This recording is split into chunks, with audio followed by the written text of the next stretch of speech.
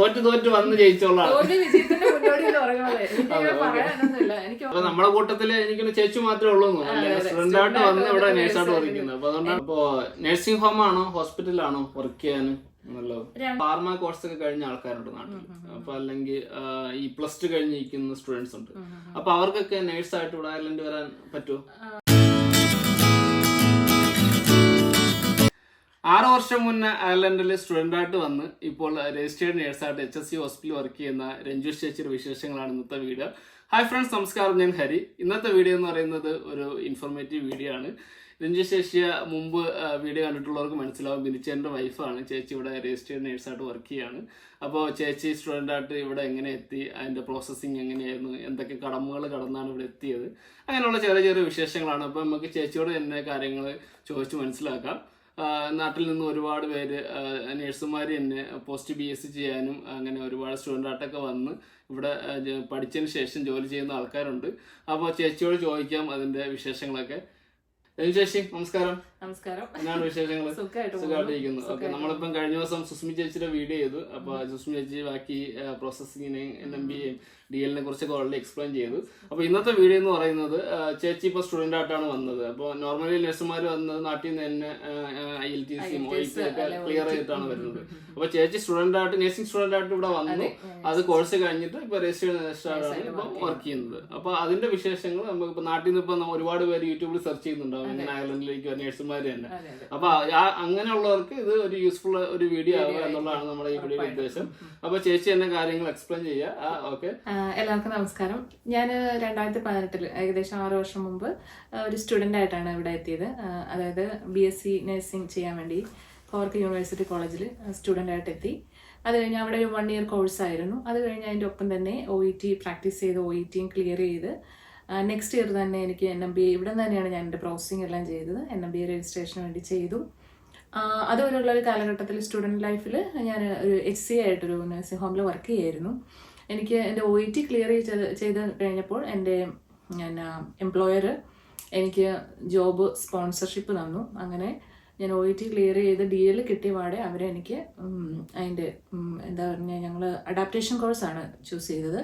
അപ്പം ഞാൻ അഡാപ്റ്റേഷൻ എടുത്തു. അപ്പോൾ അവർ ആ ഫുൾ എമൗണ്ട് പേ ചെയ്ത് എനിക്ക് വേണ്ടി ഞാനൊരു ഗോൾവേ യൂണിവേഴ്സിറ്റി ഹോസ്പിറ്റലിൻ്റെ അണ്ടറിലുള്ള പോർട്ടിയാങ്കുല യൂണിവേഴ്സിറ്റി ഹോസ്പിറ്റലാണ് അഡാപ്റ്റേഷൻ ചെയ്തത്. അപ്പോൾ ആ ഫുൾ പേയ്മെൻറ്റും കാര്യങ്ങളെല്ലാം നമ്മുടെ എംപ്ലോയർ പേ ചെയ്ത് ഞാൻ അങ്ങനെ അവിടെ 2 വർഷം സ്റ്റാഫായി ജോലി ചെയ്തു. അപ്പം നമ്മളെ നാട്ടിലെ GNM കഴിഞ്ഞ ആൾക്കാർക്ക് ഇവിടെ GNM BSc ഇവിടെ വ്യത്യാസങ്ങളൊന്നുമില്ല കേട്ടോ. അയർലൻഡിൽ സാലറിയും അങ്ങനെയൊക്കെ എല്ലാം സെയിം തന്നെയാണ്.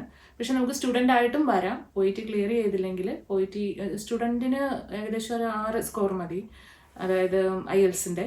എന്നിട്ട് ഇവിടെ വന്നിട്ട് നമുക്ക് സ്റ്റുഡൻ്റായിട്ട് ചെയ്ത് MSc ചെയ്യാൻ പറ്റും. BSc കഴിഞ്ഞവർക്ക് MSc, GNM കഴിഞ്ഞവർക്ക് BSc എടുത്തിട്ട് അത് ഒരു 1 ഇയർ കോഴ്സ് ആയിരിക്കും. അത് കഴിഞ്ഞിട്ട് നമുക്ക് OET ക്ലിയർ ചെയ്ത് ഇവിടെ തന്നെ നമുക്ക് സ്റ്റാഫായിട്ട് കയറാവുന്നതേ ഉള്ളൂ.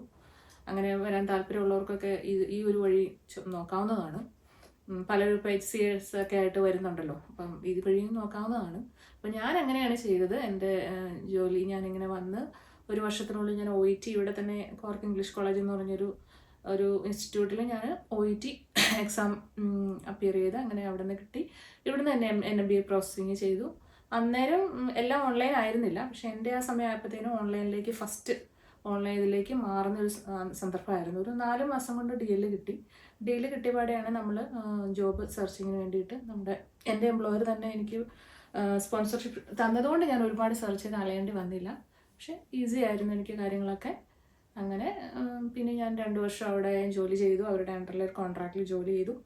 പിന്നെ നമുക്ക് സ്റ്റാമ്പ് സ്റ്റാമ്പ് ഫോം മാറിക്കഴിഞ്ഞപ്പോഴത്തേക്കും നമുക്ക് എവിടെ വേണമെങ്കിലും അപ്ലൈ ചെയ്യാം. അങ്ങനെ ഞാൻ HSCയിലെ ഹോസ്പിറ്റലിലേക്ക് അപ്ലൈ ചെയ്തു. അങ്ങനെ എനിക്ക് കിട്ടി. അങ്ങനെ ഇപ്പം ഞാൻ HSCയുടെ അണ്ടറിൽ ജോലി ചെയ്യുന്നു. നമുക്കുള്ള ഒരു ഗുണം എന്താണെന്ന് വെച്ച് കഴിഞ്ഞാൽ നമ്മുടെ നാട്ടിലെ എക്സ്പീരിയൻസ് സർട്ടിഫിക്കറ്റ് എല്ലാം ഇവർ കൗണ്ട് ചെയ്തിട്ട് അതനുസരിച്ചുള്ള നല്ലൊരു സാലറിയാണ് നമുക്ക് കിട്ടുന്നത്. പെർ അവർ റേറ്റ് നല്ലതാണ്. അപ്പോൾ ഒരു 10 ഇയേഴ്സ് മോറൊക്കെ ഉള്ളവർക്ക് നല്ലൊരു സാലറി പ്രതീക്ഷിക്കാവുന്നതാണ്. അപ്പം നാട്ടിൽ ജോലി ചെയ്തുകൊണ്ടിരിക്കുന്നവരും ഇപ്പം OET ക്ലിയർ ചെയ്യാൻ വെയിറ്റ് ചെയ്യുന്നവരും അല്ലെങ്കിൽ ഇങ്ങോട്ട് വരാൻ ആഗ്രഹിക്കുന്നവർക്കൊക്കെ ഈ സ്റ്റുഡൻ്റ് ആയിട്ടുള്ള ഒരു രീതിയും കൂടെ നോക്കാവുന്നതാണ്. ഒരു 1 ഇയറിനുള്ളിൽ അത് ക്ലിയർ ചെയ്യാം. എൻ്റെ കൂടത്തിൽ ഇതും ചെയ്യാവുന്നതാണ്. കാരണം ഡയറക്ടറുടെ അപ്പോയിൻമെൻറ്റ്സ് ഒക്കെ കുറച്ച് കുറവാണല്ലോ നാട്ടിൽ നിന്ന്. അതുകൊണ്ട് അപ്പൊ രഞ്ജുശേഷി പറഞ്ഞ കാര്യങ്ങളൊക്കെ നമ്മൾ കേട്ടു. അപ്പൊ ചേച്ചി വന്നത് സ്റ്റുഡന്റ് ആയിട്ടാണ് വന്നത്. അപ്പോൾ വന്നിട്ട് ഇപ്പം രജിസ്റ്റേർഡ് നേഴ്സായിട്ട് ജോലി ചെയ്യുന്ന ആ വിശേഷങ്ങളാണ് നമ്മൾ കേട്ടത്. അപ്പൊ നമുക്ക് കുറച്ച് ഡൗട്ടുകളൊക്കെ ഉണ്ട്, നമുക്ക് ചേച്ചിയോട് ചോദിച്ച് മനസ്സിലാക്കി എന്തൊക്കെയാണെന്ന്. അപ്പോൾ ചേച്ചി, ഇപ്പം നമ്മുടെ നാട്ടിൽ നിന്ന് ഇപ്പം ഒരുപാട് സ്റ്റുഡൻസ് അല്ല, നമ്മൾ നേഴ്സുമാർ തന്നെയാണ് OIT ഇതൊക്കെ ഫെയിൽ ആയി പോയവരുണ്ട്. അപ്പോൾ ഒരു HSC ആയിട്ട് വരുന്നവരുണ്ട്. അപ്പൊ അവർക്ക് നല്ലൊരു ഓപ്പർച്യൂണിറ്റി ആണ് അല്ലെങ്കിൽ ഇങ്ങനെ സ്റ്റുഡന്റ് ആയിട്ട് വരുന്നത്. തീർച്ചയായിട്ടും HC ആയിട്ട് വരുമ്പോഴും ഏകദേശം ഒരു 7 ലക്ഷം 8 ലക്ഷം രൂപ ചിലപ്പം മുടക്കേണ്ടി വരുമായിരിക്കും. സ്റ്റുഡന്റ് ആയിട്ട് വരുമ്പോൾ നമുക്ക് ഇപ്പോൾ ഒരു കോഴ്സ് നമ്മളൊരു അല്ലെ ഇപ്പം GNM കഴിഞ്ഞവർക്കാണെങ്കിൽ BSc അതൊരു ഡിഗ്രി ഇതല്ലേ, പിന്നെ അതിൻ്റെ കൂടെ BSc കഴിഞ്ഞവർക്കാണെങ്കിൽ MSc കോഴ്സ് എടുത്ത് വരാം. അപ്പൊ നമുക്ക് ഇവിടുത്തെ യൂണിവേഴ്സിറ്റി എങ്ങനെയാണെന്ന് മനസ്സിലാക്കി നമുക്ക് ഇവിടുത്തെ ഒരു രീതിയിൽ പഠിക്കുകയും ചെയ്യാം. അത് ഒത്തിരി ഗുണം ചെയ്യും പിന്നീടുള്ള നമ്മുടെ എക്സ്പീരിയൻസിൽ.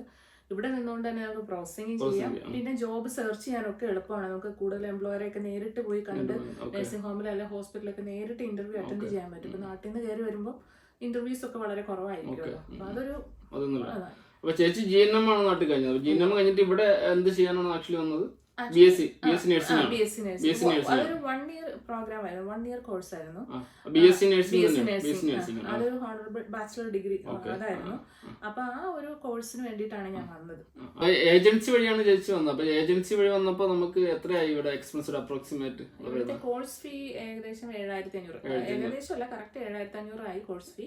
പിന്നെ നമുക്ക് കുറച്ച് ഡെപ്പോസിറ്റ് കാണിക്കണമായിരുന്നു നാട്ടിൽ. അതായത് ഇവിടെ വന്നു കഴിഞ്ഞാൽ നമുക്ക് ചെലവിനുള്ളതെല്ലാം ഉണ്ട് എന്നുള്ള ഇത് കാണിക്കണമല്ലോ. അപ്പൊ അതിന് വേണ്ടി അതിന് ഏകദേശം ഒരു 10 ലക്ഷം രൂപ ഡെപ്പോസിറ്റ് ആയിട്ട് മാത്രം. അത് നമുക്ക് വിസ അടിച്ചു കഴിഞ്ഞാൽ തന്നെ അത് വിഡ്രോ ചെയ്ത് നമുക്ക് എടുക്കുകയും ചെയ്യാം. അപ്പൊ ഏകദേശം എല്ലാം കൂടെ കൂടി ഒരു 9 ലക്ഷം ആയി ഇങ്ങോട്ട് എത്താൻ വേണ്ടിട്ട്. ഓൾ എക്സ്പെൻസ് ആണ്, അതായത് നമ്മുടെ ഫീയും ബാക്കിയുള്ള അന്ന് അത്രയും വർഷം മുമ്പ്. ഇപ്പൊ എത്ര അറിയോ? ഇപ്പം ഏകദേശം എനിക്ക് തോന്നുന്നു കോഴ്സ് ഫീ വലിയ കാര്യമായിട്ട് കൂടിയിട്ടില്ല. പിന്നെ സർവീസ് ചാർജ് വളരെ ഒട്ടും തന്നെ ഇല്ലായിരുന്നു. ഏജൻസി അവർ വെറും 5,000 രൂപ എടുത്തിട്ടുള്ളൂ. നാട്ടിലെ 5,000. കാരണം അവർക്ക് കോളേജിൽ നിന്ന് ആയിട്ടുള്ള ഒരു കണക്ഷൻ ആണല്ലോ, അവർക്ക് വേറെ ഫീസും. ഒരു 9 ലക്ഷം ഉണ്ടെങ്കിൽ നമുക്ക് സ്റ്റുഡന്റ് ആയിട്ട് വരായിരുന്നു. ഇന്നിപ്പോ ലേറ്റസ്റ്റ് എങ്ങനെയാണുള്ളത് അപ്രോക്സിമേറ്റ് ഒരു 10 ലക്ഷം ഉണ്ടാവും. എങ്കിലും നമ്മൾ HSC ആയിട്ട് വരുന്ന ആൾക്കാരും അതുപോലെ ഒരു പേ ചെയ്തിട്ടില്ല. SC ആയിട്ട് വരുമ്പോ ഏകദേശം പിന്നെ അത് 2 വർഷം ഒരു കോൺട്രാക്ട്. ഇപ്പൊ നഴ്സുമാർ HC ആയിട്ട് വരുമ്പോ ഇവിടെ HCയുടെ ജോലിയൊപ്പം തന്നെ അവർ OIT പ്രാക്ടീസ് ചെയ്ത് എക്സാം ക്ലിയർ ചെയ്യുമ്പോൾ നമുക്ക് ആ ഒരു നേറ്റീവ് ഇംഗ്ലീഷ് സ്പീക്കേഴ്സും ആയിട്ടുള്ള എക്സ്പോഷർ കിട്ടുന്നതോറും നമുക്ക് ആ ലാംഗ്വേജിനോടുള്ള ഒരു ഹെസിറ്റേഷനും പേടിയൊക്കെ കുറയും. അപ്പൊ നമുക്കത് എക്സാം ക്ലിയർ ചെയ്യാൻ വേണ്ടിയിട്ടുള്ള ഒരു കോൺഫിഡൻസും എല്ലാം കിട്ടും. അപ്പൊ നാട്ടിൽ നിന്ന് കുറച്ച് പേര് ഇതുപോലെ ട്രൈ ചെയ്യുന്നുണ്ട്. ഇപ്പൊ എന്റെ ഫ്രണ്ട്സ് ലിസ്റ്റിലുള്ള കുറച്ച് അവരുടെ വൈഫൊക്കെ ഇങ്ങനെ സെർച്ച് ഇപ്പം IELTSയും OIT ഒക്കെ ഫെയിൽ ആയിട്ട് ഇപ്പൊ വരുന്നവരുണ്ട്. HSC ആയിട്ടൊക്കെ വരാൻ പറ്റുന്നൊക്കെ എന്റെ ചോദിക്കുന്നുണ്ട്. അപ്പൊ അവർക്ക് സ്റ്റുഡന്റ് ആയിട്ട് വരുന്നതാണ് നല്ലതെന്നാണ് ചേച്ചിയുടെ അഭിപ്രായം എന്താണ്? അങ്ങനെയുള്ള ഞാനിപ്പോ അന്ന് സ്റ്റുഡന്റ് ആയിട്ട് വന്നുകൊണ്ട് എനിക്കൊരു കുറവും തോന്നിയില്ല. കാരണം എന്താ, അത് വളരെ അനുകൂലമായിട്ട് എന്നെ സംബന്ധിച്ച് സംഭവിച്ചത് എന്ന് വെച്ചാൽ ഞാൻ അവിടെ സ്റ്റുഡന്റ് ആയിട്ട് നമ്മൾ കോഴ്സ് എനിക്ക് 1-2 ദിവസം ആഴ്ചയിൽ ക്ലാസ് ഉള്ളായിരുന്നു. മാക്സിമം 3 ദിവസം ക്ലാസ് ഉള്ളൂ. അല്ലാത്ത ദിവസങ്ങളിൽ ഞാൻ ഡഗ്ലസ് നഴ്സിംഗ് ഹോം നഴ്സിംഗ് ഹോമിലാണ് വർക്ക് ചെയ്തത്. വളരെ നല്ലൊരു അപ്പം ഞാൻ ജോബ് സെർച്ച് ചെയ്തു, നമ്മൾ എല്ലായിടത്തും CV ഡ്രോപ്പ് ചെയ്തു. അങ്ങനെ അവർ ഇന്റർവ്യൂവിന് വിളിക്കും.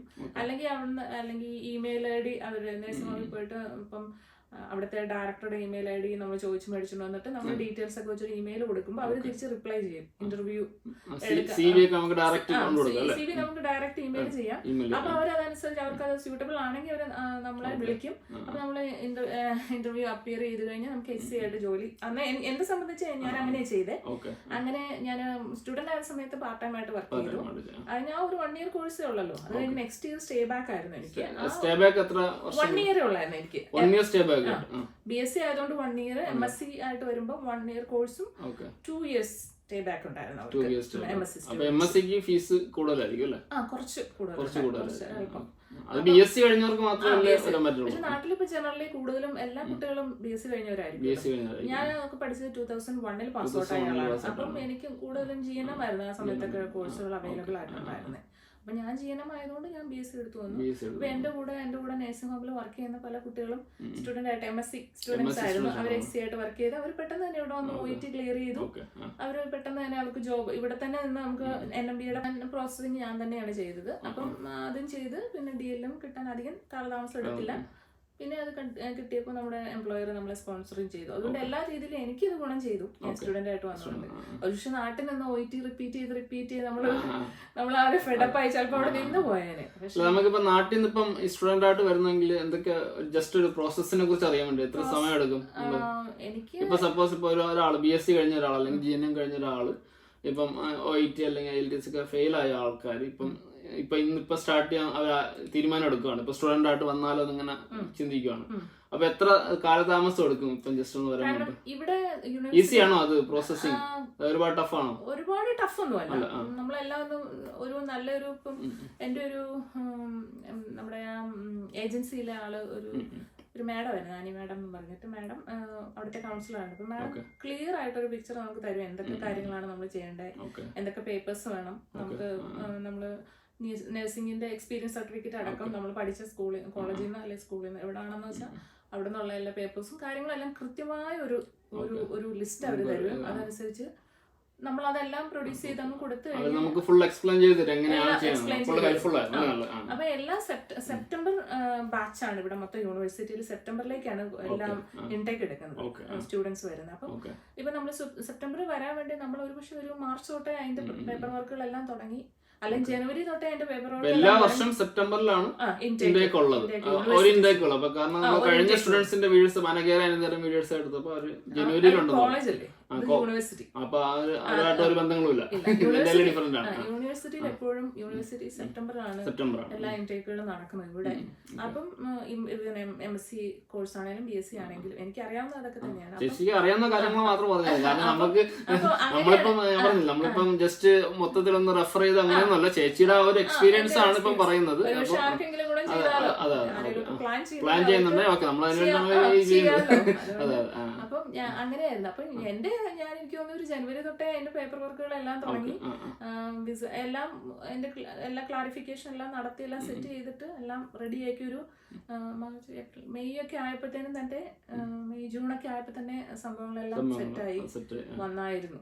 അപ്പൊ പിന്നെ അതിന് വേണ്ടിയുള്ള വെയിറ്റിംഗ്. നമുക്ക് ഈ ഡെപ്പോസിറ്റ് എന്ന് പറഞ്ഞത് നമ്മൾ ഡ്യൂറേഷൻ ഉണ്ടോ നേരത്തെ കാണിക്കണം, മെച്ചൂരിറ്റി കാണിക്കണോ? അത് അങ്ങനെയൊന്നുമില്ല. ഇപ്പൊ ആർക്കെങ്കിലും FD ഒക്കെ ഉണ്ടെങ്കിൽ, അല്ലെങ്കിൽ നമുക്ക് പ്രോപ്പർട്ടി ഉണ്ടെങ്കിൽ നമ്മുടെ പ്രോപ്പർട്ടി സെയിൽ ചെയ്തു എന്നുള്ള ഡോക്യുമെന്റിൽ നമുക്ക് ആ എമൗണ്ട് കാണിക്കാം. അല്ലെങ്കിൽ സ്റ്റുഡന്റ് ലോൺ എടുക്കാം, ലോണും കിട്ടും. അപ്പൊ നേരത്തെ അതെല്ലാം പ്ലാൻ ചെയ്ത് ചെയ്യണം. ഇപ്പൊ ഒരു സെപ്റ്റംബർ സ്റ്റുഡന്റ് ആയിട്ട് വേണമെങ്കിൽ ഒരു ജനുവരി തൊട്ട് അതിന്റെ പ്രോസസിംഗ് എല്ലാം സ്റ്റാർട്ട് ചെയ്യും. കാരണം ഇതെല്ലാം കാരണം ഇതിന്റെ പൈസ എക്കണോമി നോക്കണം, പിന്നെ പേപ്പർ വർക്കുകളെല്ലാം കറക്റ്റ് ആവണം. പിന്നെ ഇവിടെ നമുക്ക് ഇവിടെ നിന്ന് ഒരു ഓഫർ ലെറ്റർ വന്ന് എല്ലാം ഇതായി കഴിഞ്ഞ് എല്ലാം കൃത്യമായിട്ട് ഒരു ഏജന്റിനെ കണ്ടു കഴിഞ്ഞാൽ അവര് ഏജൻസി വഴി ഏജൻസി വഴിയേ ഉള്ളൂ, ഡയറക്റ്റ് അപ്ലൈ ഉള്ള ഓപ്ഷൻ ഇല്ല. പലർക്കും അറിയില്ല കേട്ടോ ഇവിടെ അങ്ങനെ നഴ്സിംഗിന് സ്റ്റുഡന്റ് ആയിട്ട് വരാന്നൊക്കെ. സത്യം പറഞ്ഞാൽ എനിക്കും അറിയില്ലായിരുന്നു ഇങ്ങനെ നഴ്സിംഗിന് സ്റ്റുഡന്റ് ആയിട്ട് വന്നിട്ട് നമ്മുടെ കൂട്ടത്തില് എനിക്ക് ചേച്ചി മാത്രമേ ഉള്ളൂ, സ്റ്റുഡന്റ് ആയിട്ട് വന്ന് ഇവിടെ നേഴ്സായിട്ട് വർക്കുന്നത്. അപ്പൊ അതുകൊണ്ടാണ് എന്റെ ബാച്ചിലുള്ള കൂടുതൽ ആൾക്കാർ UK ലേക്ക് അന്ന് പോയത്. ഞാനും UK ആയിരുന്നു ആദ്യം ക്ലോസ് ചെയ്ത്. ആ സമയത്ത് ഈ കോവിഡും കാര്യങ്ങളൊക്കെ വന്നു കഴിഞ്ഞ പിന്നെ എയർപോർട്ടൊക്കെ ക്ലോസ് ചെയ്തുകൊണ്ട് പിന്നെ ഞാൻ ഇവിടെ സ്റ്റുഡൻസിന് IELTS എത്ര പറഞ്ഞ സ്കോർ? IELTS 6 ഓവറോൾ 6 മതിയായിരുന്നു. OET ഇപ്പോഴത്തെ എനിക്ക് അറിയില്ല, OET അവരെടുക്കുന്നുണ്ട്. ലാംഗ്വേജ് ആണല്ലോ, എന്തായാലും അതും പരിഗണിക്കുമായിരിക്കും, എനിക്ക് അറിയില്ല അതെങ്ങനെയാണ്. IELTS 6 മതിയായിരുന്നു. ഞാൻ ഇവിടെ അന്ന് ആ സമയത്ത് OET ഒക്കെ അവിടെ പ്രാബല്യത്തിൽ വന്നിട്ടേ ഉള്ളൂ നാട്ടില്. ജസ്റ്റ് കോഴ്സ് ബിഗിൻ ചെയ്തേ ഉള്ളായിരുന്നു. ഞാനിപ്പോ കോഴ്സൊന്നും എടുക്കാതെ ഇവിടെ തന്നെ ഇവിടെ വന്നിട്ട് ഞാൻ ആദ്യം ഒരു തവണ IELTS എഴുതി നോക്കി. അപ്പൊ ഒരെണ്ണത്തിനും കൂടെ സെവനുള്ളൂ, ബാക്കിയൊക്കെ 6.5 ഒക്കെ ഉള്ളായിരുന്നു. അത് കഴിഞ്ഞ് പിന്നെ ഞാൻ OET ലേക്ക് കടന്നു. എത്ര പ്രാവശ്യം എഴുതി മൊത്തം IELTS ആകെ ഇവിടെ വന്നിട്ട് എനിക്ക് തോന്നുന്നു ഒരു തവണ എങ്ങാണ്ട് ഫെയിലായി. കുറെ ഫെയിലും ഹിസ്റ്ററി കുറെ ഉണ്ട്. അതാണല്ലോ തോറ്റു വന്ന് ജയിച്ചോളാം. തോൽവി വിജയത്തിന്റെ മുന്നോടി എന്ന് പറയുന്നത് എനിക്ക് പറയാനൊന്നുമില്ല. എനിക്ക് ഓരോ തോൽവിയും കൂടുതൽ നമ്മളൊക്കെ എല്ലാ തോൽവികളും ഓരോ തോൽവികളും നമുക്ക് എക്സ്പീരിയൻസ് ആണ്. കൂടുതൽ എക്സ്പീരിയൻസ് നമുക്ക് അതെല്ലാം നമുക്ക് ഒന്നുകൂടെ നമ്മുടെ ആ ഒരു നോളജിനെ കൂട്ടുകയെ ചെയ്യുന്നുള്ളൂ. അപ്പൊ നമ്മൾ കൂടുതൽ ഇമ്പ്രൂവ് ചെയ്യും. പിന്നെ ഞാൻ OET തളർന്നു പോയിട്ടില്ല. കാരണം നാട്ടിലുള്ള എനിക്കറിയാം, എന്റെ വൈഫിന്റെ ഫ്രണ്ട് ഇപ്പൊ UK യിലാണ്. പുള്ളിക്കാരി 9 പ്രാവശ്യം OET എഴുതിയിട്ടാണ് 9ാമത്തെ പ്രാവശ്യമാണ് ജയിച്ച് ഇപ്പം യുകെയിലുള്ളത്. ഞാനിവിടെ എല്ലാ മാസവും എക്സാം, അതായത് കോഴ്സ് കഴിഞ്ഞ് പിന്നെ പിറ്റേ മാസം തൊട്ട് ഞാൻ തുടങ്ങി എക്സാം എഴുത്ത്. അപ്പം എനിക്ക് ഒരു മാസം കോഴ്സിന് മീൻസ് OET-ക്ക് അപ്ലൈ ചെയ്തിട്ട് അതിന്റെ എക്സാം എഴുതി ഇച്ചിരി ടഫാന്ന് കണ്ടു കഴിഞ്ഞാൽ തന്നെ അടുത്തതിനെ ബുക്ക് ചെയ്യുമായിരുന്നു. കാരണം ഞാൻ തന്നെ പഠിക്കുമായിരുന്നു. അപ്പൊ നമ്മള് തന്നെ ഇവിടെ എത്രയാണ് അതിന്റെ OET-ക്കുള്ള ഇവിടെ ഫീസ് എന്ന് പറയുന്നത്? ഇപ്പൊ നാട്ടില് 15,000 ആണ്. ഓസ്ട്രേലിയ ബേസ് ചെയ്തിട്ടാണല്ലോ. ഓസ്ട്രേലിയ ബേസ് ആണ്. അപ്പം അതിന്റെ ഓസ്ട്രേലിയൻ ഡോളറിന്റെ അനുസരിച്ചിട്ടാണ് അതിന്റെ അപ്രോക്സിമേറ്റ് നമ്മളൊരു യൂറോ അല്ലെങ്കിൽ ഇന്ത്യൻ മണി എത്രയാണ്? 345 ആയിരുന്നു ആ സമയത്ത് ഞാൻ. 345 യൂറോ. ഒരു 33,000 രൂപയാവൂലേ? 33,000 IELTS അല്ലേ? IELTS അല്ല, OET. IELTS-ന് നമുക്ക് നാട്ടിൽ എത്ര 15 എത്രയാന്ന് എനിക്ക് കൃത്യം അറിയില്ല. അപ്പൊ IELTS-ന് അത്രേ ഉള്ളൂ. പക്ഷെ OET-ക്ക് എനിക്ക് എന്നെ സംബന്ധിച്ച് OET ആണ് കുറച്ചുകൂടെ എളുപ്പം. കാരണം എന്റെ വൈഫ് എഴുതിയ IELTS ആണ്. ഞാൻ IELTS എഴുതിയിട്ട് എനിക്ക് IELTS-ന് ഇത് നമ്മുടെ സ്പീക്കിംഗ് ഒക്കെ ഓക്കെ ആയിരുന്നു. പക്ഷെ എനിക്ക് എന്നാലും എല്ലാം അങ്ങ് ക്ലിയർ ആയി വരുന്നില്ല. പക്ഷെ OET ചെയ്ത് തുടങ്ങിയപ്പോ തൊട്ടാണ് എനിക്ക് OET കുറച്ചുകൂടെ ഈസി ആയിട്ട് തോന്നി. കാരണം നമ്മള് ആ നേഴ്സിംഗ് ഫീൽഡിൽ തന്നെയുള്ള പിന്നെ അതുകൊണ്ട് എനിക്ക്. പക്ഷെ ഞാനിവിടെ വന്നിട്ട് ഏകദേശം ഒരു 4 തവണ എഴുതി. 4 തവണ എഴുതിയിട്ടാണ് എനിക്ക് കിട്ടിയത്. കാരണം 1 കിട്ടുമ്പോ ഒരെണ്ണം പോകും, അങ്ങനെയൊക്കെ വരുന്നതുകൊണ്ട്. പിന്നെ 2 നമുക്ക് ആദ്യത്തെ ഇവിടുത്തെ സ്കോർ അനുസരിച്ചാണെങ്കിൽ അന്നേരം നമുക്ക് 2 ബിയും 2 C+ ആയിരുന്നു. പക്ഷെ അത് കഴിഞ്ഞപ്പോഴത്തേനും അത് മാറിയായിരുന്നു. പിന്നെ 3 ബിയും 1 C+ അങ്ങനെയുള്ള ഇതായിരുന്നു. അപ്പൊ നമ്മൾ ഉദ്ദേശിക്കുന്ന സാധനത്തിന് നമുക്ക് ബി കിട്ടുന്നുണ്ടാവില്ല. അങ്ങനെ അതുകൊണ്ട് അങ്ങനെ മാറി പറഞ്ഞു പോയതുകൊണ്ട് എന്തായാലും 4ാമത്തെ തവണ കിട്ടി, നല്ല സ്കോർ കിട്ടി. അതുകൊണ്ട് പിന്നെ ഞാൻ തന്നെ പഠിക്കുകയായിരുന്നു ചെയ്തത്. നാട്ടിൽ നിന്ന് ഒരു റൈറ്റിങ്ങിന് വേണ്ടി വാട്സപ്പിൽ ഒരു ഇത് എടുക്കുകയാണ് ചെയ്തത്. ഒരു ഫ്രണ്ടിന്റെ ഫ്രണ്ട് എന്നെ പഠിപ്പിച്ച് ലെറ്റേഴ്സ് എല്ലാം റൈറ്റ് ചെയ്യുമ്പോൾ അത് ക്ലിയർ ചെയ്ത് കറക്റ്റ് ചെയ്ത് തന്ന്. അങ്ങനെ എങ്കിലും തനിയെ പഠിച്ചിട്ട് എനിക്ക് മേടിക്കാൻ പറ്റിയത് എനിക്ക് അഭിമാനമുണ്ട്. കുറച്ച് തവണ തോറ്റെങ്കിലും 4 പ്രാവശ്യം തോറ്റാ ജയിച്ചില്ലേ? തോൽവി പ്രശ്നമല്ല, ജയിച്ചു, അതാണ് കാര്യം. പിന്നെ ചേച്ചി ചോദിക്കണമെന്ന് വെച്ച് കഴിഞ്ഞാൽ ഇപ്പം നേഴ്സിംഗ് പഠിക്കാത്ത ആൾക്കാർ, അതായത് ഇപ്പം ഫാർമ കോഴ്സ് ഒക്കെ കഴിഞ്ഞ ആൾക്കാരുണ്ട് നാട്ടിൽ. അപ്പൊ അല്ലെങ്കിൽ ഈ +2 കഴിഞ്ഞിരിക്കുന്ന സ്റ്റുഡൻസ് ഉണ്ട്. അപ്പൊ അവർക്കൊക്കെ നേഴ്സായിട്ട് ഇവിടെ അയർലൻഡ് വരാൻ പറ്റുമോ? ഇവിടെ നേരിട്ട് ഇവിടുത്തെ നേഴ്സിംഗ് കോഴ്സിലേക്ക് നമുക്ക് നേരിട്ട് എടുക്കാൻ പറ്റത്തില്ല. അതായത് ഇവിടെ ഡിഗ്രി കോഴ്സാണ്, 4.5 വർഷത്തെ കോഴ്സാണ്.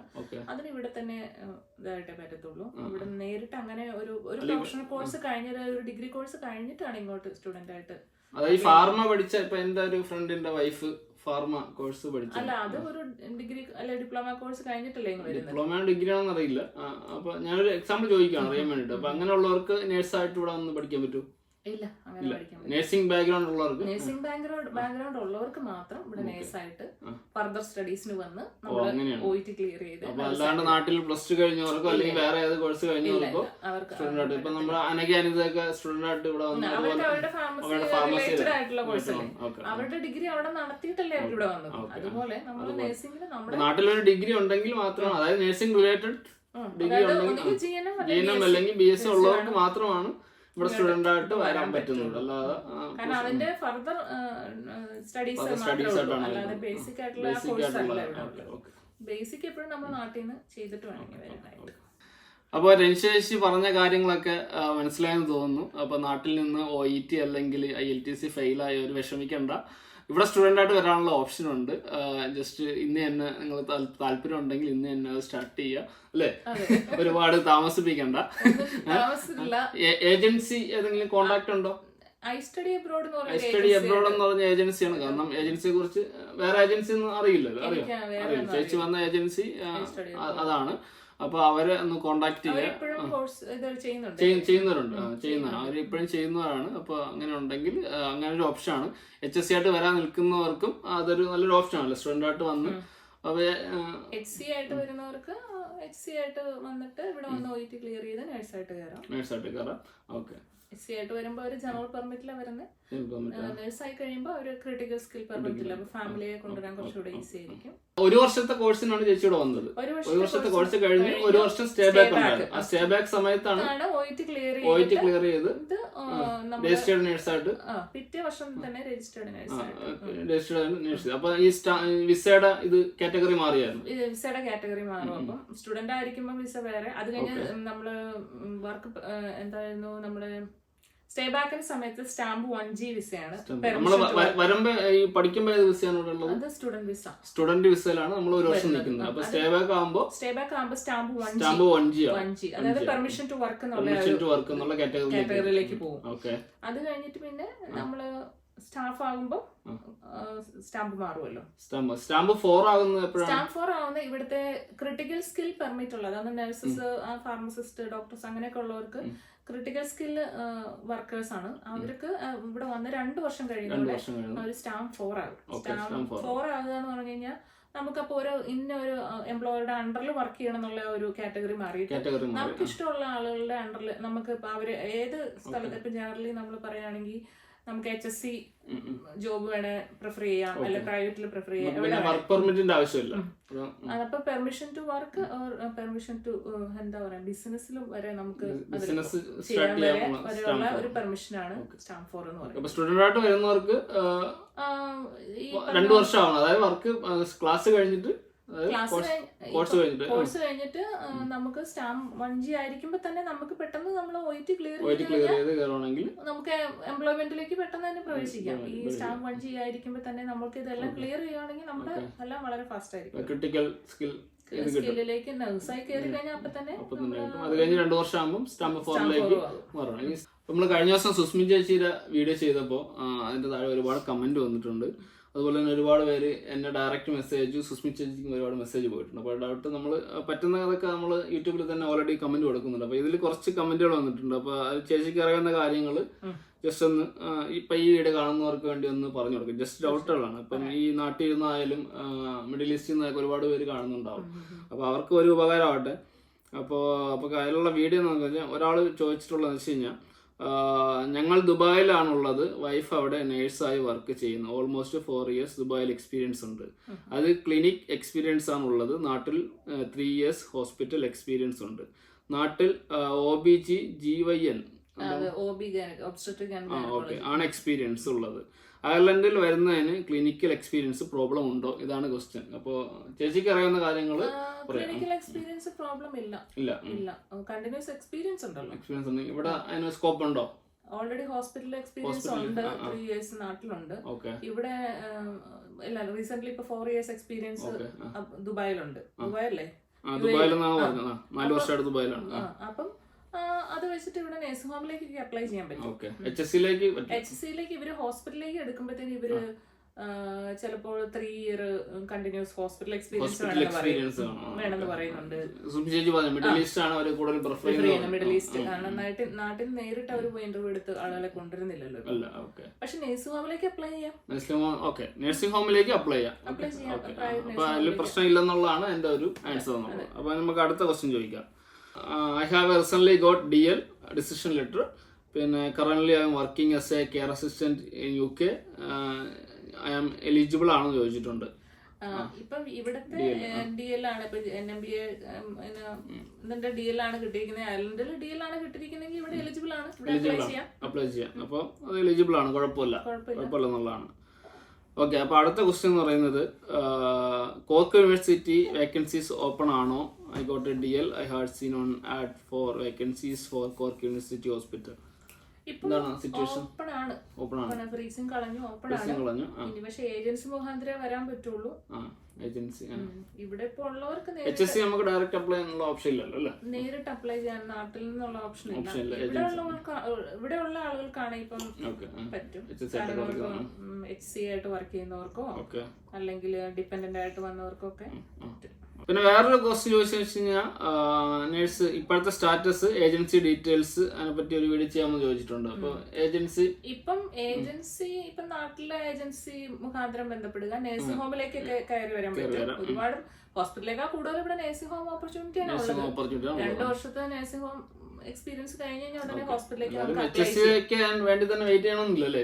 നഴ്സിംഗ് ഹോമിൽ കിട്ടുവാണെങ്കിൽ ഡയറക്റ്റ് HSCയിലേക്ക് വരാൻ ഡയറക്റ്റ് വരുന്നവർ വളരെ കുറവായിരിക്കും. ഒരു മാസം റിക്രൂട്ട്മെന്റ് വഴിയൊക്കെ വരുള്ളൂ. അല്ലാതെ വരുന്നവർ പലരും പ്രൈവറ്റ് നഴ്സിംഗ് ഹോമിലേക്ക് വന്ന് അവിടുത്തെ 2 വർഷത്തെ കോൺട്രാക്ട് കഴിഞ്ഞിട്ട് നേരെ നമുക്ക് ഇന്റർവ്യൂ എടുത്ത് HSCയിൽ കയറാം. ഇവിടെ വന്ന് 2 വർഷം കഴിഞ്ഞ് സ്റ്റാമ്പ് 4 ആയിട്ടല്ലേ നമുക്ക് HSCയിലേക്ക് കയറാൻ പറ്റും. അപ്പോൾ ഒരാൾ ചോദിച്ചിട്ടുണ്ട് Ireland nursing home related information share ചെയ്യാമോ എന്ന് ചോദിച്ചിട്ടുണ്ട്. അപ്പോൾ നമ്മൾ നഴ്സിംഗ് ഹോമിൻ്റെ വീഡിയോസ് നമ്മൾ വരും ദിവസങ്ങളിൽ ചെയ്യുന്നുണ്ട്. നഴ്സിംഗ് ഹോമിൻ്റെ ഡ്യൂട്ടികൾ എങ്ങനെയാണ്. അപ്പോൾ നമ്മുടെ കൂടെയുള്ള എൻ്റെ വൈഫിൻ്റെ കൂടെയുള്ള ഫ്രണ്ട്സും മുമ്പ് വീടുകളും റാണിയും ഐശ്വര്യം എല്ലാവരും നഴ്സിംഗ് ഹോമിലാണ് വർക്ക് ചെയ്യുന്നത്. അപ്പോൾ അവരെ വെച്ച് നമ്മൾ വീഡിയോ ചെയ്യുന്നുണ്ട്. അപ്പോൾ നമുക്ക് ചേച്ചി നഴ്സിംഗ് ഹോമിലാണ് ആദ്യം വർക്ക് ചെയ്തത്, ഇപ്പോൾ ഹോസ്പിറ്റലാണ്. അപ്പോൾ ചേച്ചി ജസ്റ്റ് ഒരു ചെറുതായിട്ടൊരു ഒന്ന് പറയാമോ എന്തൊക്കെയാണ് നഴ്സിംഗ് ഹോമും ഹോസ്പിറ്റലും തമ്മിലുള്ള ഒരു ഇത്? ഇവിടെ അയർലൻഡിൽ ഏറ്റവും കൂടുതൽ നഴ്സിംഗ് ഹോംസ് ആണ് ഉള്ളത്. പ്രൈവറ്റ് ഉണ്ട്, HSC ഫണ്ടഡ് ആയിട്ടുള്ള നഴ്സിംഗ് ഹോംസ് ഉണ്ട്. അപ്പം ഞാനൊരു പ്രൈവറ്റ് നഴ്സിംഗ് ഹോമിലാണ് വർക്ക് ചെയ്തത്. ആദ്യം ഞാൻ HC ആയിട്ട് വർക്ക് ചെയ്തു സ്റ്റുഡൻ്റ് ആയിരുന്ന സമയത്തും സ്റ്റേ ബാക്ക് സമയത്തും.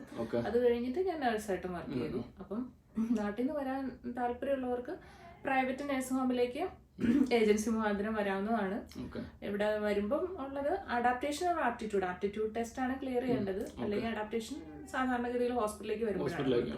ആപ്റ്റിറ്റ്യൂഡ് ടെസ്റ്റ് ക്ലിയർ ചെയ്ത് ഏജൻസി മുഖാന്തരം നമുക്ക് നഴ്സിംഗ് ഹോമിലേക്ക് വരാം. നഴ്സിംഗ് ഹോമിൽ കൂടുതലും അറിയാലോ, കെയർ ഓഫ് ഓൾഡർ അഡൽട്ട്, നമ്മുടെ ജെറിയാട്രിക് കെയർ ആണ്, പ്രായമായവരെ ശുശ്രൂഷിക്കുന്ന ഒരു ഇതിലേക്കാണ്.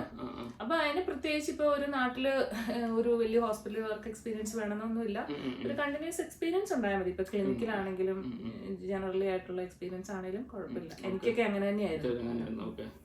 അപ്പോ നഴ്സിംഗ് ഹോം ആണോ ഹോസ്പിറ്റലാണോ വർക്ക് ചെയ്യാൻ? രണ്ടും കമ്പയർ ചെയ്യാൻ പറ്റത്തില്ല. രണ്ട് ഇതാണ്. ഹോസ്പിറ്റലിൽ കുറച്ചുകൂടെ ക്രിട്ടിക്കൽ ആയിട്ടുള്ള അല്ല അക്യൂട്ട് ആയിട്ടുള്ള കേസുകൾ നമ്മൾ നോക്കുന്ന സമയത്ത് നഴ്സിംഗ് ഹോമില് പ്രായമായിട്ടുള്ള ആളുകൾ റിട്ടയർമെന്റ് കഴിഞ്ഞിട്ട് അവർക്ക് അവർക്ക് സ്വന്തം കാര്യങ്ങൾ തനിയെ ചെയ്യാൻ പറ്റാതെ അവരല്ലാതെ ആകുമ്പോഴാണല്ലോ അവർ നഴ്സിംഗ് ഹോമിലേക്ക് വരുന്നത്. അപ്പൊ അവർക്ക് അവരുടെ ഡെയിലി അവർക്ക് കൊടുക്കേണ്ട മെഡിസിൻസും പിന്നെ എന്തെങ്കിലും വൂണ്ട് അങ്ങനെയൊക്കെ ഉണ്ടെങ്കിൽ അതിന്റെ വൂണ്ട് കെയർ, അല്ലെങ്കിൽ ഫോള്, അല്ലെങ്കിൽ ഡിമെൻഷ്യ, അങ്ങനെയൊക്കെയുള്ള റിസ്കുകളുള്ള പേഷ്യന്റ് അതനുസരിച്ചുള്ള ഒരു കെയർ പ്ലാൻ തയ്യാറാക്കി അതനുസരിച്ചിട്ടുള്ള ഒരു പേഷ്യന്റ് സെന്റേർഡ് കെയർ ആണ് നമ്മൾ കൊടുക്കുന്നത് നഴ്സിംഗ് ഹോമിൽ. കമ്പയർ ചെയ്ത് നോക്കുമ്പോൾ നഴ്സിംഗ് ഹോമിൽ നമ്മൾ ഒരേ പേഷ്യന്റ് തന്നെ നമ്മൾ ഒരേ പേഷ്യന്റ് എന്നല്ല പറയുന്നത്, നമ്മൾ റെസിഡന്റ് ഒരേ റെസിഡൻസിനെ കാണുന്ന മെഡിസിൻസ് എല്ലാം ബ്ലിസ്റ്റർ പാക്കിലായിരിക്കും വരുന്നത്. വലിയ കൺഫ്യൂഷൻ ഇല്ല. നമ്മൾ ആ പേഷ്യന്റ് സ്ഥിരം കാണുന്ന പേഷ്യന്റിനെ തന്നെ സ്ഥിരം മെഡിസിൻസ് കാര്യങ്ങളപ്പം കുറച്ചുകൂടെ ഈസി ആയിട്ട് നമുക്ക് തോന്നും. ഹോസ്പിറ്റലിൽ വരുമ്പോൾ പേഷ്യന്റ് മാറി വരുന്നു, കേസസ് മാറുന്നു, അതനുസരിച്ച് എല്ലാ കാര്യങ്ങളും വ്യത്യാസപ്പെട്ടിരിക്കും. അത്രേ ഉള്ളൂ. അപ്പൊ രഞ്ജു ചേച്ചി പറഞ്ഞ കാര്യങ്ങൾ എല്ലാവർക്കും മനസ്സിലായെന്ന് വിചാരിക്കുന്നു. അപ്പൊ എന്തെങ്കിലും ഡൗട്ടുകൾ ഉണ്ടെങ്കിൽ കമന്റ് ആയിട്ട് ചോദിക്കുക, നമ്മൾ അതിന്റെ റിപ്ലൈ തരുന്നതായിരിക്കും.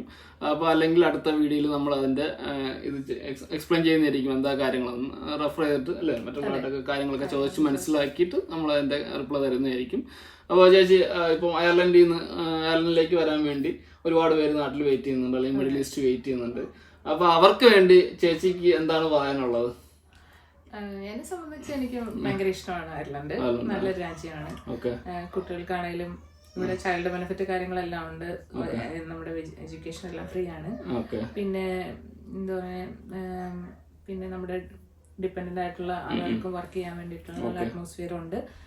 പിന്നെ നമുക്ക് ഒരു നഴ്സ് എന്ന നിലയിൽ നമുക്ക് നല്ല സാലറിയും നല്ല രീതിയിലുള്ള ഒരു ജീവിത സാഹചര്യങ്ങളും ഉണ്ട്. പിന്നെ തണുപ്പാണ്, ആ തണുപ്പ് ഇഷ്ടപ്പെടാൻ താല്പര്യമുള്ളവർ ഇങ്ങോട്ട് വരാം. എനിക്ക് നല്ലൊരു രാജ്യമാണ്, ശാന്തസുന്ദരമായിട്ടുള്ള രാജ്യമാണ്, ക്വയറ്റാണ്, ക്രൈമ കാര്യങ്ങളൊക്കെ വളരെ കുറവാണ്, എല്ലാം കൊണ്ട് സേഫ് ആണ്. അതുകൊണ്ട് എനിക്ക് അയർലൻഡ് ഭയങ്കര ഇഷ്ടമാണ്. പലരും UK പോയപ്പോഴും സ്റ്റുഡൻസ് നമ്മളെ കൂടെ സ്റ്റുഡന്റ് ആയിട്ട് വന്നവരെല്ലാം പലരും പോയപ്പോഴും ഞാൻ ഈ രാജ്യം കൂടുതൽ എനിക്ക് ഇഷ്ടമുള്ളതുകൊണ്ട് ഞാൻ അയർലൻഡിനെ കുറിച്ച് നേരത്തെ അറിയാമായിരുന്നു. അയർലൻഡാണ് കുറച്ചും കൂടെ നല്ല അന്ന് UK എന്ന് പറഞ്ഞിട്ട് എല്ലാരും UK പോകുന്നു. UK ഭയങ്കര ബിസി അല്ലേ, ഭയങ്കര ബിസിയാണ്. ഒത്തിരി ആളുകൾ അങ്ങോട്ട് ചെക്കേറി അവിടെ ഇപ്പം ഒത്തിരി പേര് ജോബ് ഇല്ലാതിരിക്കുന്നു, അങ്ങനെയൊക്കെ ഉണ്ട്. ഇവിടെ വന്നു കഴിയുമ്പോ അങ്ങനെ ഒരു കാര്യങ്ങള് ജോലി എപ്പോഴും ഇവിടെ എപ്പോഴും ഓപ്പർച്യൂണിറ്റി ആള് കുറവായിട്ടുള്ള ഒരു കുഴപ്പമുള്ളൂ. ജോലി എപ്പോഴും അവൈലബിൾ ആണ്. പിന്നെ വളരെ ശാന്തസുന്ദരമായ ഒരു രാജ്യമാണ്. എനിക്ക് ഭയങ്കര ഇഷ്ടമാണ്.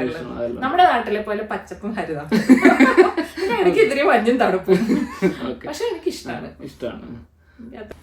ഇപ്പം അയർലൻഡിലേക്ക് വരാൻ താല്പര്യമുള്ളവര്, നാട്ടിൽ നിന്ന് ഇപ്പൊ OET ഫെയിലായ IELTS ഒക്കെ ഫെയിലായിരിക്കുന്നവർക്ക് വിഷമിക്കേണ്ട കാര്യമൊന്നുമില്ല. സ്റ്റുഡന്റ് ആയിട്ട് അപ്ലൈ ചെയ്ത് വരാം. അല്ലെങ്കിൽ ഈ പറഞ്ഞ പോലെ പല വഴികളുണ്ട്. നിങ്ങൾ കീപ് ട്രൈയിങ്, ഒരിക്കലും ഇങ്ങനെ ഡൗൺ ആവരുത്. നിങ്ങൾക്ക് വരണമെന്ന് ആഗ്രഹിച്ചാൽ തീർച്ചയായിട്ടും നിങ്ങൾക്ക് വരാൻ പറ്റും. അതിനുവേണ്ടിയുള്ള സ്റ്റെപ്സ് ചെറിയ സ്റ്റെപ്സ് ആയിട്ട് എടുത്ത് നിങ്ങൾ തീർച്ചയായിട്ടും ഇവിടെ എത്താൻ പറ്റും. ഇത് വളരെ സുന്ദരമായ ഒരു രാജ്യമാണ്. ഫാമിലിയായിട്ട് ഒരുമിച്ച് താമസിക്കാൻ പറ്റിയ ഒരു രാജ്യമാണ്. നല്ല ഹൈ പെയ്ഡ് ആയിട്ടുള്ള ഒരു, അതായത് നഴ്സസിന് നല്ല ഒരു സാലറി കിട്ടുന്ന ഒരു രാജ്യമാണ്. എല്ലാം കൂടെ നല്ലതാണ് എന്നെ സംബന്ധിച്ച്. സോ അപ്പൊ ആരും എല്ലാവരും കീപ് ട്രൈങ്, ആരും ഡൗൺ ആവരുത്, എല്ലാവരും ആരും വിഷമിച്ചിരിക്കേണ്ട കാര്യമില്ല. ട്രൈ ചെയ്യുക, ആഗ്രഹിക്കുന്നവര് ദൃഢമാണെങ്കിൽ നിങ്ങൾ അതിനുവേണ്ടി ട്രൈ ചെയ്ത് നിങ്ങൾക്ക് ഉറപ്പായിട്ടും എത്താൻ പറ്റും. അപ്പോൾ ഇന്നത്തെ ഈ ചെറിയ വീഡിയോ നിങ്ങൾക്ക് ഇഷ്ടമായെന്ന് വിചാരിക്കുന്നു. ഇഷ്ടമായെങ്കിൽ വീഡിയോ ലൈക്ക് ചെയ്യുക. അതുപോലെ തന്നെ അയർലൻഡിലേക്ക് വരാൻ ആഗ്രഹിക്കുന്ന സുഹൃത്തുക്കൾ ആരെങ്കിലും ഉണ്ടെങ്കിൽ അവർക്ക് ഈ വീഡിയോ ഷെയർ ചെയ്ത് കൊടുക്കുക, ആർക്കെങ്കിലും ഉപകാരപ്പെടട്ടെ. അപ്പോൾ നമ്മൾ ഇനിയും ഇതുപോലുള്ള നല്ല അയർലൻഡ് വീഡിയോകൾ ചെയ്യുന്നതായിരിക്കും. അതുപോലെ തന്നെ നമ്മളെ ഡിപ്പെൻഡൻറ്റ്, സ്പോർട്സ്, നഴ്സിംഗ് അങ്ങനെ നമ്മൾ ഒരുപാട് പ്ലാൻ ചെയ്യുന്നുണ്ട് വരും ദിവസങ്ങളിൽ ചെയ്യാൻ വേണ്ടിയിട്ട്. അപ്പോൾ നല്ല നല്ല ഇൻഫോർമേറ്റീവ് വീഡിയോകൾ നമ്മൾ ഈ ചാനലിൽ ഇടുന്നതായിരിക്കും. അപ്പോൾ വീഡിയോ കണ്ടുകൊണ്ടിരിക്കുന്നവർ വീഡിയോ ഇതുവരെയും സബ്സ്ക്രൈബ് ചെയ്യുക, സപ്പോർട്ട് ചെയ്യുക. അപ്പോൾ അടുത്ത അയർലൻഡ് വീഡിയോ ആയിട്ട് കാണുന്നവരെ എല്ലാവർക്കും ബൈ ബൈ. ബൈ.